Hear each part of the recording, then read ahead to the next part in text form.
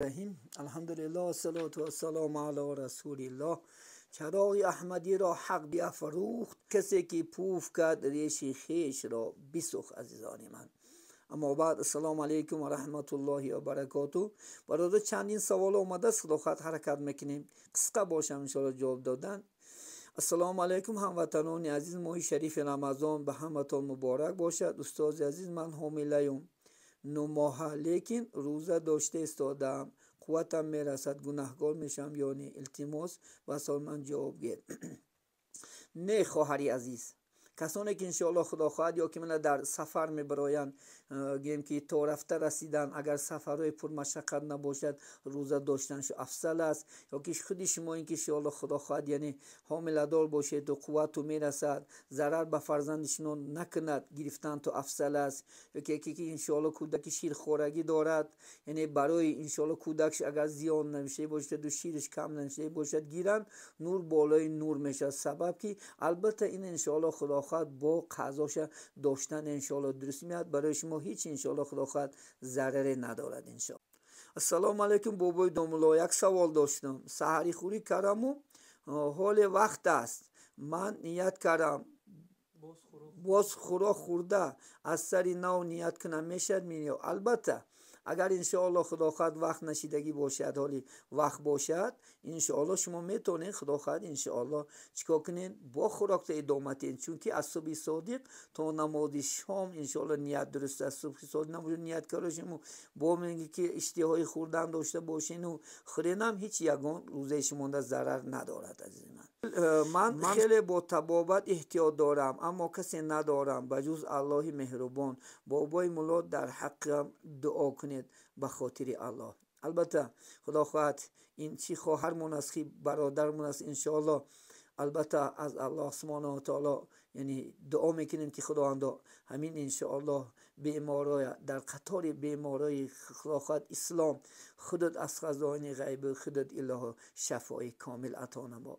خداوند خودت وعده کرده که در این ما هر یک دقیقش انشاءالله اجابت دعا است. از خودت دعاگو هستیم که خودت پروردگار رو میگوی من درد میتیم، شفاش خودم میتیم. اله همین بنده خدا خواهد مظلم تا، همین بنده خدا خواهد بیچاره تا، خداوند گرچه دعای ما را اجابت که از خزانه غیب خودت اله شفای کاملش عطا نما. سلام بابای مولا، من 14 سال می شود که فرزند ندارم. من به طبابت نیاز دارم. اگر پول زکات را پرسم برای طبابتم می شود؟ البته می شود خواهری عزیز. اگر شما پول شما انشاءالله خدا خواهد که دارید که به نصاب نرسد، به 85 گرم طلا نرسد، جایز است انشاءالله خدا خواهد برای شما انشاءالله پول زکات گرفتن و با این پول زکات شما طبابت کردن تو انشاءالله درست است، یگان خطا نیست خدا خواهد انشاءالله.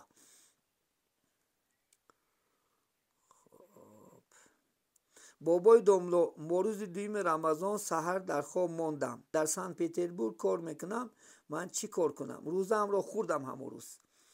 خدا خواهد این سوال شما را خدا خواهد در کتاب هدایه انشاءالله در مذهب امام اعظم شما اگر قصدن نکرده باشه و مثال همون روز روزه کن یعنی سحر نخیستم تا بشرت اگر روزه خورده مانه انشاءالله خدا خواهد روزه شما ده هیچی خدا خواهد ضررش همین که شما بعد انشاءالله روزه یک روز روزه انشاءالله رشته میته، کفارت برای شما انشاءالله لازم نیست، چون شما اینسا قصدن کرده نیستی. اکن از خوابمون نفته ندونسته گویا که خورده نزد مذهب امام اعظم رحمت الله درست است که انشاءالله خدا خواهد چیکار کند؟ انشاءالله خدا خواهد یعنی روزه را یک روز فقط به کفارت گرفته میتی انشاءالله خدا خواهد. داملا بخشش کسی از احسان کرده برای الله کرد، اعلان کردن شرط است و با فکرم ریا می شود و شما درستتر میفهمیدم.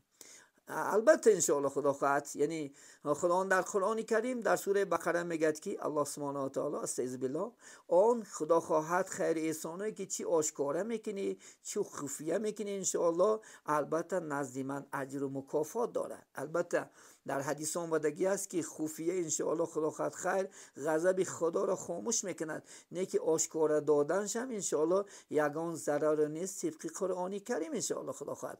کسی که انشاءالله چی بعضی که انشاءالله طلب دارد که در بین مردم انشاءالله دعا کنین، این با مقصد ریا نیست. یکی ما در خدا خواهد برای مسجد آبادیش کردن این مسئله ها باید که دیگرها هم برای بیدار شدن انشاءالله، نه برای ریا، از ریا ما بیزار هستیم انشاءالله. خدا خواهد انشاءالله برای الله که دیگرها هم شاید انشاءالله یعنی بیدار شون و به خود بیان انشاءالله از خیر احسان نمونگی مقصد که طبقی آیات های قرآن کریمه این کار اجرا میکنیم. از من با این سوال های شما امید میکنیم که انشاءالله خدا خواهد جواب کافی دادیم. اگر انشاءالله خدا خواهد نافهمه باشید میتوانین سوالاتنا بازگردونده بتین انشاءالله. البته همه اینها را که خدا خواهد سوالشون جواب میگیرن و همیشه در پناه الله باشین. الله از ما و شما راضی باشد و سهو و خطای کریم خدا انشاءالله خودش بخشد و مغفرت نماید. السلام علیکم و رحمت الله و برکاته.